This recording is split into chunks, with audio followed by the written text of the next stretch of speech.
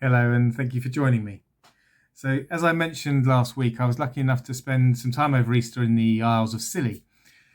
Being a regular visitor to the islands over the years, there have become a number of traditional things that we do when we're there. One of our days, each trip takes the following pattern. So we walk to Juliet's garden, which has stunning views from its patio, for a cream tea. I love a cream tea.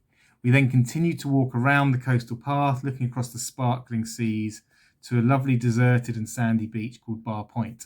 But on the way, we stop at the remains of an Iron Age settlement that is originally thought to be over 4,000 years old.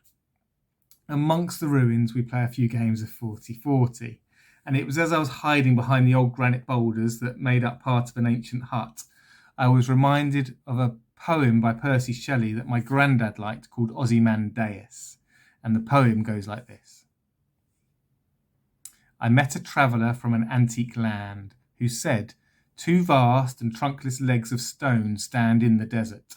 Near them on the sand, half sunk, a shattered visage lies, whose frown and wrinkled lips and sneer of cold command tell that its sculptor well those passions read, which yet survive, stamped on these lifeless things, the hand that mocked them and the heart that fed. And on the pedestal these words appear. My name is Ozymandias, King of Kings. Look at my works, ye mighty, and despair. Nothing beside remains, round the decay of the colossal wreck, boundless and bare, the lone and level sands stretch far away. Now, Ozymandias was a Greek name for the pharaoh Ramesses II, and Shelley began writing the poem after the British Museum acquired a head and torso fragment of the statue of Ramesses, which dated from the 13th century BC. The poem explores the worldly fate of history and the ravages of time. It describes how a great king, indeed the King of Kings, had an impressive statue made to overlook his vast empire. However, now that all is left of it is a fragment of his likeness poking out of the sand, and his empire is nothing but desert. So sadly, even the greatest individuals and the empires they forge are impermanent, their legacies fated to decay into oblivion.